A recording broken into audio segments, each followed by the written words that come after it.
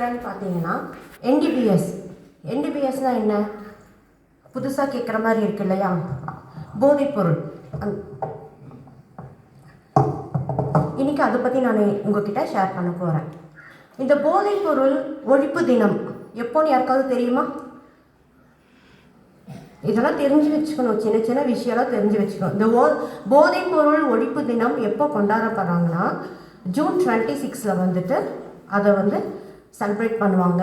அதாவது லீகல் எய்டாக இருக்கட்டும், child protection ஆஃபீஸர்ஸாக இருக்கட்டும், and child line, DCPO and TSW, இவங்க எல்லாருமே அந்த டிபார்ட்மெண்ட்ஸ் எல்லாமே வந்துட்டு அது ஜூன் 26 கம்பல்சரி எல்லா ஸ்டூடெண்ட்ஸுக்குமே ஒரு அவேர்னஸ் ப்ரோக்ராம்ஸ் கொடுப்பாங்க.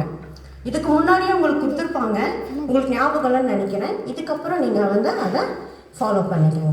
இன்றைக்கி உங்களுக்கு நான் ரொம்ப ஷார்ட்டாக தான் சொல்ல போகிறேன். ஆக்ட் படி ரொம்ப டீப்பாக போனால் அது உங்களுக்கு யாருக்குமே புரியாது. ஏன்னா குழந்தைங்க எல்லாமே சின்ன சின்ன ஏஜாக இருக்கிற தொட்டு நான் உங்களுக்கு ஷார்ட்டாக சொல்கிறேன். பேரண்ட்ஸ்க்கும் நான் புரிகிற மாதிரியே சொல்கிறேன். இந்த போதைப் பொருளை யார் யார் பயன்படுத்துவான் அப்படின்னு சொல்லி பார்க்கும்போது ஸ்டூடெண்ட்ஸ் மட்டும் கிடையாது. அது யார் யார் பயன்படுத்துவான்னு பார்த்தீங்கன்னா ட்ரைவ் பண்ணுறவங்க, அப்புறம் விளையாடுவாங்க இல்லையா, மேரத்தான், இந்த மாதிரி இருக்கிறவங்களுமே அந்த ட்ரக்ஸுக்கு அடிக்ட் ஆயிடுவாங்க. அவங்களுக்கு என்னென்னா அந்த ட்ரக்ஸுன்றது உடம்புக்குள்ளே போனால் தான் ஒரு சுறுசுறுப்பு, ஒருத்தன் ஒரு 200 கிலோமீட்டர்ஸ் ஓடணும் அப்படின்னு சொல்லி அவனுக்கு ஒரு மோட்டிவேஷன் இருந்துச்சுன்னா அவன் என்ன பண்ணுவான்னு பார்த்தீங்கன்னா அந்த ட்ரக்ஸு உள்ளே போனால் மட்டும்தான் அவனால் முடியுன்ற மாதிரி ஆயிடுவான். அந்த மாதிரி இன்னைக்கு எல்லா இடத்துலையுமே இன்னைக்கு இந்த போதை பொருள் யூஸ் பண்ணுறது ஒரு சர்வசாதாரணமாக ஆகிப்போச்சு. இப்போது நம்மளுடைய அம்மாங்க காலத்தெல்லாம் பார்த்தீங்கன்னா அன்றாட வாழ்க்கைனா என்ன? அன்றாட வாழ்க்கைனா இன்றைக்கி நம்ம வேலைக்கு போகணும், இன்றைக்கி சம்பாதிக்கணும், சாப்பிடணும், குடும்பத்தோட சந்தோஷமாக இருக்கணும். அந்த மாதிரி லைஃப்பெல்லாம் இப்போ இல்லவே இல்லை. இன்றைக்கி எப்படின்னு பார்த்தீங்கன்னா காலையில் எழுந்த உடனே இன்றைக்கி எங்கே நம்மளுக்கு இந்த ட்ரக்ஸ் கிடைக்கும், இதை நம்ம எப்படி யூஸ் பண்ணணும், இது ஒரு பெரிய நெட்வொர்க்கு. இது எங்கே தொடங்குது?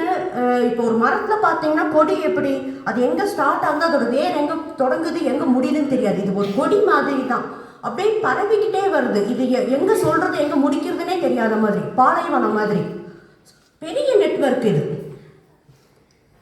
அதில் பார்த்தீங்கன்னா யார் தலைவன், யாரை வச்சு அதை யூஸ் பண்ணுறாங்க, யாரை வச்சு சேல் பண்ணுறாங்க எதுவுமே தெரியறதில்ல. கவர்மெண்ட் அந்த வணிக அளவுப்படி பார்த்தீங்கன்னா ஒரு இத்தனை கிராம்ஸ் கணக்குப்படி இதை யூஸ் பண்ணலான்னு சொல்லியிருக்கிறாங்க. ஆனால் அதையும் தாண்டி என்ன பண்ணுறாங்கன்னா ஒரு சிலர் அதை ஓவர் அட்வான்டேஜ் எடுத்து அதை அதிகமாக பயன்படுத்தும் போது தான் சட்டத்தில் அதுக்கான என்னென்ன பனிஷ்மெண்ட்டு, அதுக்கான என்னென்ன பனிஷ்மெண்ட்டில் அவங்களுக்கு என்னென்ன வித் ஃபைன் இதை பற்றி கொடுத்துருக்குறாங்க. அதை நான் உங்களுக்கு இன்றைக்கி ஒரு 3 கேஸஸை வச்சு செக்ஷன் வைஸ் படி நான் உங்ககிட்ட சொல்கிறேன். சரி, போதைப் பொருள்னா வெறும் ட்ரக்ஸ் மட்டும் தான் அதில் அடங்கியிருக்குன்னு நினச்சிட்டு இருக்கீங்களா? ட்ரக்ஸ் அப்படின்னா கஞ்சா மட்டும்தான் போதைப் பொருளாக இல்லை. பான்ப்ராக் யூஸ் பண்ணுறது போதைப் பொருள் தான். அப்புறம் இந்த அன்சுன்னு சொல்லுவாங்க இல்லையா, அதுவும் ஒரு வகையான போதைப் பொருள் தான். இது எல்லாமே மது, அதுவும் ஒரு வகையான போதைப் பொருள் தான். இதெல்லாமே போதைப் பொருள் லிஸ்ட்டில் தான் வருது. இந்த போதைப் பொருளில் இப்போ நான் சொல்ல போகிற அந்த நேம்ஸ் எல்லாம் பார்த்தீங்கன்னா என்னடா இது ஏதோ ஆங்கிலோ இண்டியன்ஸ் யூஸ் பண்ணுற வேர்ட்ஸ் மாதிரி இருக்குன்னு சொல்லி எல்லாத்துக்குமே ஒரு டவுட் வரும். இத்தனை வகையான போதைப் பொருளுமே நம்ம இந்தியாவிலையும் இருக்கட்டும், அதர் மாநிலத்தையாக இருக்கட்டும், இந்தியா நம்ம நேஷ்னல் லெவல்லையாக இருக்கட்டும், வேறு நாடுகளையும் இருக்கட்டும், ரொம்பவே யூஸ் பண்ணிட்டு தான் இருக்கிறாங்க. முதல் பார்த்தீங்கன்னா ஆம்பேடமைன் அப்படின்றது ஒரு வகையான போதைப்பொருள். புப்ரைனோபைன்ஸ் அப்படின்னு ஒன்று இருக்குது. சரஸ் ஆஷிஸ் அதுவும் ஒரு வகையான போதைப்பொருள் தான். கொக்கைன் எல்லாருமே கேள்விப்பட்டிருப்பீங்க. நோட்டீஸ், கஞ்சா, ஹைராயின், MDMA, இது என்னடா ஏடிஎம் பேர் மாதிரி இருக்குன்ட்டு எல்லாருக்குமே டவுட் வரும். இதுவும் ஒரு வகையான போதைப்பொருள் தான். மெத்தம்பெட்டமைன், மெதக்ளோன், மார்பின், பாபிஸ்ட்ரா, இது எல்லாமே போதைப் பொருள் தான். இது ஒவ்வொரு இந்த போதைப் பொருள் பார்த்தீங்கன்னா இதில் அந்த கொக்கைன் பார்த்தீங்கன்னா அது யூஸ் பண்ண உடனே அது என்னன்னா அது நரம்பு மண்டலத்தை போய் ஒரு மனுஷன் அதை யூஸ் பண்ணாலும் அது நரம்பு மண்டலத்தை சுறுசுறுப்பாக்குமாமா. அதே மாதிரி அந்த போதை 15 மினிட்ஸ்லேருந்து 1 ஹவருக்கு இருக்கும். அதை போட்டானா அவன் என்ன பண்ணுறான்னு சொல்லிட்டுன்னு அவனுக்கே தெரியாது. இப்போலாம் பார்த்தீங்கன்னா நம்ம ரோட்டில் நான் எங்கள் ஹஸ்பண்ட் கூடலாம் 2 வீலரில் போயிட்டுருக்கும் போது பைக்கில் ஸ்பீடாக வருவாங்க. நான் எங்கள் ஹஸ்பண்ட்டை சொல்லுவேன், நீங்கள் கொஞ்சம் ஒதுங்கிக்கங்க, ஃபஸ்ட்டு அவங்க போயிட்டு அவங்களுக்கு என்ன அர்ஜென்ட்டோ தெரியாது அப்படின்னு. ஏன்னா இப்போ அந்த மாதிரி காலம் கட்டமாக ஆகிப்போச்சு. அந்த ட்ரிங்க்ஸ் பண்ணியிருக்காங்களா இல்லை என்ன, அந்த அவ்வளோ ஒரு ஓவர் ஸ்பீடாக போகிறதுங்க. ஓவர் ஸ்பீடாக போய் ஆக்சிடெண்ட் பண்ணிடுறது. 229 IPC இந்தியன் பீனல் கோடு படி ரேஷ் டிரைவிங் பண்ணி விட்டுறானுங்க. அப்புறம் அவனுங்களுக்குன்னு ஒரு சட்டத்தை அமைச்சு ஜுவைனல் ஜஸ்டிஸ் போர்டில் அதுக்குன்னு தனியாக ஒரு section, juvenile justice board section 4 படி வந்துட்டு அவனுடைய வழிமுறைகளை பயன்படுத்துது. இதனால சமுதாயமும் பாதிக்கப்படுது, பேரண்ட்ஸும் பாதிக்கப்படுறாங்க, உடன் பிறந்தவர்களும் பாதிக்கப்படுறாங்க, ஃப்ரெண்ட்ஷிப்லேருந்து எல்லாருமே பாதிப்புக்கு ஆளாக்கப்படுறாங்க. இந்த மாதிரி விஷயங்கள் எல்லாமே வந்துட்டு நடந்துட்டு தான் இருக்குது. இப்போது இதற்கான பனிஷ்மெண்ட் என்னன்னு சொல்லி சும்மா உங்களுக்கு ஷார்ட்டாக சொல்லிடுறேன். நான் இந்த 1 கிலோவுக்கு மேலே வந்துட்டு இந்த மாதிரி ஒரு யூஸ் பண்ணால் வந்துட்டு 6 மந்த் வரைக்குமே வந்து அவங்களுக்கு சிறை தண்டனை கொடுக்கலான்னு சொல்லியிருக்காங்க. 10,000 வரைக்குமே வந்துட்டு வித் ஃபைனு அதுவுமே வந்துட்டு கொடுக்கலாம். அதே மாதிரி வந்து இப்போ இந்த வீட்டில் கஞ்சா செடியெல்லாம் வளர்க்குவாங்க இல்லைங்களா, கஞ்சா செடி வளர்க்குறது, அந்த மாதிரி இருக்கிறவங்களுக்கு எல்லாமே வந்து 10 இயர்ஸ் வரைக்குமே வந்து பனிஷ்மெண்ட் கொடுக்கலாம். அதுவே வந்துட்டு எகைன் அண்ட் எகைன் அதே பனிஷ்மெண்ட் அவன் மறுபடியும் திரும்ப பண்ணுறான்னு சொன்னால் அந்த 10 இயர்ஸ் வந்துட்டு கடுங்காவலாக மாற்றப்பட்டு 25, 30, 1 lakh அந்த வித் ஃபைன் வந்துட்டு அது வேறு பெரிய லெவலில் வந்து போக போகுது. அந்த அளவுக்குமே வந்துட்டு கொடுக்கலாம். இப்போது Mukundan versus state of Kerala, அங்கே என்னன்னு சொல்லி பார்த்தீங்கன்னா ஒருத்தர் வந்து ஒரு கஞ்சா பொருளை வந்து, அதாவது போதைப் பொருளை வந்து கடத்தப்பட்டு போகிறாரு. கடத்தப்பட்டு போகும்போது அவர் செக் போஸ்ட்லேயே எங்கேயோ அவரை லாக் பண்ணிடுறாங்க. So section 20 subclass B subclass Roman letter 2 and capital letters A, இந்த செக்ஷன் படி அவனுக்கு வந்து ஒரு கேஸ் வந்து அவன் மேலே ஃபைல் ஆகுது. அந்த கேஸ் வந்து கோர்ட்டில் நடக்குது. அவன் அந்த கேஸில் வந்து அக்யூஸ்டுன்னு சொல்லி அவனை வந்து நீதிபதி வந்து அவன் அக்யூஸ்டுன்னு சொல்லி அவரை என்ன பண்ணிடுறாங்கன்னா தண்டிச்சிடுறாங்க.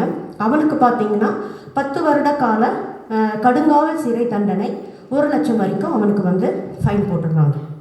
இப்போ அவன் அந்த சிம்பிளாக சொல்லணும்னா இப்போ அவன் அந்த கேஸில் வந்து பனிஷ்மெண்ட் கொடுத்துட்றாங்க. அந்த பையன் அவருக்கு வந்து அந்த கேஸ் நடக்கும்போது 27, அவர் உள்ளே போயிட்டு வெளியே வராரு. வெளியே வந்தவுடனே அவருக்கு பொண்ணு கிடைக்குமா? எல்லாருமே பொண்ணு இப்போ வந்து நல்லா இருக்கிற பசங்களுக்கே பொண்ணு கிடைக்கிறது இல்லை. இந்த மாதிரி ஒரு பனிஷ்மெண்ட்டு பேப்பர் வரைக்குமே வந்துட்டு எல்லாத்து வரைக்கும் போயிடுச்சுன்னு சொல்லி வந்த உடனே அவருக்கு பொண்ணு கிடைக்காது. இந்த மாதிரியான ப்ராப்ளம்ஸுமே வந்துட்டு அவங்க வந்து சந்திச்சுட்டு தான் வராங்க. அதே மாதிரி இந்த போதைப் பொருள் பயன்படுத்துறதுனால என்னென்ன சைடு எஃபெக்ட்ஸ்ன்னு பார்த்தீங்கன்னா தலைவலி, ஸ்டார்டிங் ஸ்டேஜ் தலைவலி, கொமட்டல், இரத்த சோகை, ஹை பிபி, ஒவ்வொருடைய பாடி கண்டிஷனை பொறுத்து அவங்களுக்கு அந்த மாதிரி பிரச்சனைகள் வந்து நேரிடுறதுக்கான வாய்ப்புகள் வந்து அதிகமாகவே இருக்குது. இன்றைக்கி நான் என்ன சொல்கிறேன்னா, டீச்சர்ஸ் வந்துட்டு நான் பொதுவாக சொல்கிறேன், குழந்தைங்களுடைய பேக்கை வந்து நீங்கள் செக் பண்ணலாம் தாராளமாகவே. எங்கே மேடம் இப்போல்லாம் செக் பண்ணால் அவனுங்க எங்களை கொஷின் கேட்குறான்ற டீச்சர்ஸோடைய மைண்ட் வாஷ் எனக்கு புரியுது. ஏன்னா நான் என்ன சொல்கிறேன்னா, டீச்சர்ஸ் வந்து நம்மளை நல்லதுக்காக தான் திட்டுவாங்க. பேரண்ட்ஸ் உங்களுக்கு டைம் ஸ்பெண்ட் பண்ணுறதை விட டீச்சர்ஸ் தான் உங்களுக்கு டைம் ஸ்பெண்ட் பண்ணுறாங்க. டீச்சர்ஸ் வந்து உங்கள் பேக்கை செக் பண்ணுறது நீங்கள் வந்து வருங்காலத்தை நல்லா இருக்கணுன்றது ஒரே நோக்கத்துக்காக தான். நானெல்லாம் பார்த்தீங்களா ஸ்கூல் படிக்கும்போது நான் கபடி பிளேயர், நான் கேப்டனாக தான் இருந்தேன். எனக்கு ஸ்போர்ட்ஸும் முக்கியம், படிப்பும் முக்கியம். டீச்சர்ஸ்லாம் சரியான அடி வாங்கியிருக்கேன் நானெல்லாம். அப்போல்லாம் உங்களை மாதிரி தான் எனக்கும் ஸ்கர்ட்டு. என்னுடைய ஸ்போர்ட்ஸுக்கு போனால் கிளாஸ் டீச்சர் அடிப்பாங்க, இங்கே ஸ்போர்ட்ஸுக்கு போகலன்னா பிடி டீச்சர் அடிப்பாங்க. ஸ்கர்ட்டை தூக்கிட்டு குச்சியில் அடி வாங்குவேன். அம்மாட்ட வந்து நான் சொல்லியிருக்கிறேன், என்னம்மா இது என்ன இங்கேயும் இது ஒன்று நான் படிக்கணுமா இல்லை ஸ்போர்ட்ஸ்க்கு வேணும்? எங்கள் அம்மா எனக்கு சொன்னது என்னென்னா, நீ வந்து ரெண்டுமே உனக்கு தேவைதான்னு சொல்லி இது பண்ணியிருக்காங்க. நான் ஸ்டேட் லெவல் வரைக்குமே நான் கப்பெல்லாம் வாங்கி வச்சுருக்கிறேன். அப்போது ரெண்டுமே சொல்லி பார்க்கும்போது நான் அன்னைக்கு என் டீச்சர்ஸ்ட்ட நான் அடி வாங்கி தலை குனிஞ்சனால தான் இன்றைக்கி உங்கள் முன்னாடி நான் தலை நிமிர்ந்து நான் பேசுகிறேன். சரியா?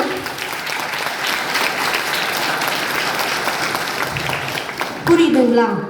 நம்ம பேரண்ட்ஸ் வந்துட்டு ஃபஸ்ட்டெல்லாம் பார்த்தீங்கன்னா ஒரு கூட்டு குடும்ப வாழ்க்கை எப்படி இருக்குன்னா, இங்கே ஊட்டியில் வந்து வெளியெல்லாம் உட்கார முடியாது, ஏன்னா குளிருக்கு வந்துட்டு அதெல்லாம் வந்து முடியாத விஷயம். என்ன பண்ணுவோம் நம்ம ஊட்டி அங்கே ஷால் போத்திட்டினாலும் ஒரு நெருப்பு ஃபயரை போட்டு நம்ம அங்கே ஜாலியாக உட்காந்து கூட்டு குடும்பமாக இருந்த லைஃப். நான் எங்கள் பாட்டிங்கெல்லாம் அப்படி தான் நாங்கள்லாம் இருப்போம், ஒரே ரூமில் ஜாலியாக இருப்போம். அப்படி இருந்த லைஃபெல்லாம் இப்போல்லாம் இல்லை. இப்போல்லாம் பசங்க எப்படின்னா எப்போனா சாயந்தரம் ஸ்கூல் விட்ட உடனே வீட்டுக்கு போயிடுறாங்க. வீட்டுக்கு போனோடனே பேக்கை தூக்கி ஒரு பக்கம் வீசு, ஷூவை தூக்கி ஒரு பக்கம் போட்டுடணும். நம்ம பேரண்ட்ஸ் வந்து அதை எடுத்து வச்சு கரெக்ட் பண்ணணும். சாப்பிட்றானோ இல்லையோ அதெல்லாம் செகண்டு.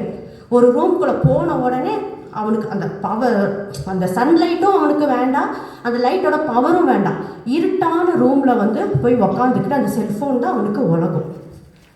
அந்த செல்ஃபோனில் வந்து நம்ம அடிமையாகி நம்ம இருந்தோன்னு வைங்களேன், உண்மையாலுமே நம்ம லைஃப் வந்துட்டு அதே அந்த இருட்டு ரூம் இப்போ நம்மளுக்கு நல்லா தான் இருக்கும், நல்லா தான் இருக்கும். நாளைக்கு நீ ஃப்யூச்சரை நோக்கி போகும்போது உன் லைஃப்பும் வந்துட்டு என்ன ஆகும்னா இருட்டாயிடும். இந்த மாதிரி விஷயத்த வந்து பேரண்ட்ஸ் வந்து குழந்தைங்களை வந்து அன்பான நீங்கள் வந்து அவங்கள வந்து திருத்தலாம். படிக்காத குழந்தைய வந்து படின்னு சொல்லி தலையில் அடிக்கும் போது அந்த குழந்தைக்கு படிப்பு ஏறாது. ஒரு நர்வஸ், ஒரு படபடப்பு தான் அந்த குழந்தைக்குள்ள இருக்குமோ தவிர்த்து அந்த குழந்தைக்கு வந்துட்டு படிக்கணுன்ற எண்ணமே வராது. அதே மாதிரி வந்து டீச்சர்ஸ் வந்து குழந்தைங்கள ஸ்கூலில் அடிச்சிட்டாங்கன்னு சொல்லும்போது நம்ம பேரண்ட்ஸ் எல்லாம் என்ன தெரியுமா பண்ணுறது? ஃபஸ்ட்டு பண்ணுற தப்பு என்னன்னா, எதுக்கு ஒன்று கொத்தமல்லி தலை மாதிரி ஒரே ஒரு குழந்தைய தான் நான் வச்சுட்ருக்குறேன், அது எப்படி டீச்சர்ஸ் வந்து அடிக்கலாம் என் குழந்தைய அப்படின்னு சொல்லிட்டு வர்றது. இப்போ குழந்தையெல்லாம் வந்துட்டு அவள் எல்கேஜி யூகேஜி தான் படிக்கிறாள். அவள் வந்து என்கிட்ட வந்து அத்தை இந்த மாதிரி வந்து என்னை டீச்சர் அடித்தாங்க அப்படின்பா. நான் எடுத்த வாய்க்கு நான் டீச்சர்ஸை நான் திட்டவே மாட்டேன். தப்பு செய்யாமல் எந்த டீச்சர்ஸும் தண்டிக்கவே மாட்டாங்க, அது எனக்கு நல்லாவே தெரியும். அப்போ நான் எடுத்த வரைக்கு நாங்கள் என்ன கேட்போன்னா, டீச்சர்ஸ் மேலே குறை சொல்லாதீங்க, நம்ம பாப்பா ஃபஸ்ட்டு என்ன தப்பு பண்ணான்றதை நீங்கள் ஃபஸ்ட்டு கேளுங்கன்னு சொல்லி நான் என்ன பண்ணுவேன்னா, நீ என்ன தப்பு பண்ணன்னு தான் அவள்கிட்ட நான் கேட்பணும் தவிர்த்து டீச்சர்ஸ் மேலே நான் சொல்ல மாட்டேன். இந்த மாதிரி சின்ன சின்ன விஷயம் டே டு டே நம்ம இதெல்லாமே வந்து நம்ம ஃப்யூச்சரில் வந்து நம்ம டே டு டே வந்து அந்த லைஃப்பில் குழந்தைங்கள வந்து நம்ம ஃபாலோ பண்ணிக்கிட்டே இருக்கணும். இப்போ குழந்தைங்கள ஃபாலோ பண்ணுறதுக்கு நிறைய டிபார்ட்மெண்ட்ஸ் இருக்காங்க. நான் தான் ஃபஸ்ட்டே சொன்ன மாதிரி சைல்டு லைனு, டிஎஸ்டபிள்யூ, டிசிபிஓ, இந்த மாதிரி child welfare committee, JJP, juvenile justice board, இந்த மாதிரி டிபார்ட்மெண்ட்ஸ் எல்லாமே வந்து இருக்கிற பட்சத்துலேயும் ஒவ்வொரு வீட்டுக்கும் நீங்கள் பேரண்ட்ஸ் தான் ஆஃபீஸர்ஸ்.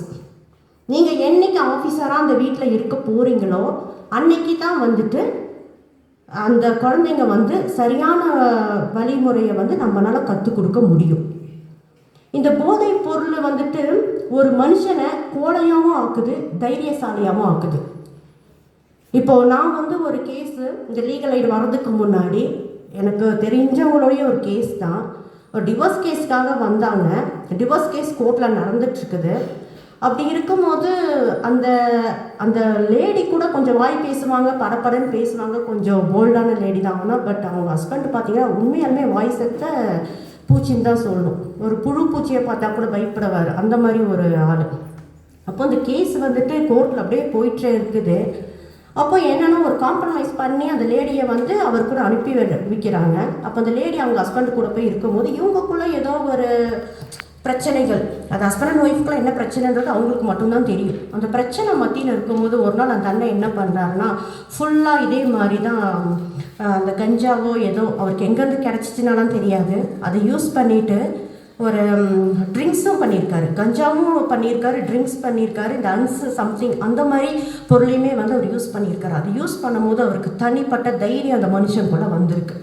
வந்த உடனே அவர் வந்து அவர் குக்கிங் மாஸ்டராக தான் இருக்கிறாரு. அப்போ அவர் என்ன பண்ணியிருக்கிறாருன்னா, அந்த காய்கறி வெட்டுற அந்த நைஃப் அதை வச்சு அந்த லேடியை வந்து கழுத்தை அறுத்து ஸ்பாட் அவுட் ஆகும்.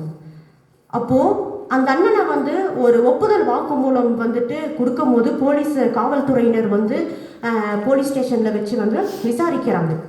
உன்னை பார்த்தாலே தெரியலையா, நானும் உன்னை கோர்ட்டில் பார்த்துருக்கேனே, நீ வந்து இப்படி தப்பு பண்ணுற மாதிரியே தெரியலையே அப்படின்னு சொல்லி கேட்கும் போது அவன் சொன்ன ஒரே இது, அவன் வச்ச அந்த பேக்குள்ளே அந்த நைஃபு ரொம்ப டீப்பாக போனால் குழந்தைங்க பயந்துருவீங்க, தான் நான் மேலோட்டமாக சொல்கிறேன். நைஃபு, அந்த யூஸ் பண்ண கஞ்சா அந்த பொட்டனம் வித் அது கூட வந்து ஒரு பாட்டில் சரக்கு, இதை வச்சு காமிக்கிறான். இதுதான் எனக்கு தைரியத்தை கொடுத்துச்சின்னு சொல்லி. அப்போது இன்றைக்கி அந்த 2 குழந்தைங்க, ஒரு பொண்ணு ஊட்டி எமரால்டு காலேஜில் வந்து செகண்ட் இயர் பண்ணுறா. அந்த பையன் வந்து பிரிக் ஸ்கூல் வந்து 10th 12th அந்த 10th 11th படிக்கிறான் ஐ திங்க். அப்போது அந்த மாதிரி இருக்கும்போது அந்த குழந்தைங்களோட லைஃப் போச்சு. இன்னைக்கு அந்த தாய் இல்லை, அரவணைக்கக்கூடிய தாய் வந்து அந்த குழந்தைங்களுக்கு இல்லை. இதில் எத்தனை பேர் லைஃப் பாதிக்கப்படுதுன்னு பாருங்க. அதே மாதிரி வந்து டிரைவருங்க, ஒவ்வொருத்தருக்கு வந்து இந்த டிரைவிங்கில் வந்து என்னன்னு சொல்லி பார்த்தீங்கன்னா, ட்ரிங்க்ஸ் பண்ணால் மட்டும்தான், இந்த போதைப் பொருளை யூஸ் பண்ணால் மட்டும்தான் அவங்களுக்கு வந்து டிரைவ் பண்ண முடியுன்றது வந்து அவங்களுக்கு தெரியும். ட்ரிங்க்ஸ் பண்ணால் மட்டும்தான் அவனால் வண்டி ஓட்ட முடியும். இந்த மாதிரி சில விஷயங்கள் எல்லாமே வந்துட்டு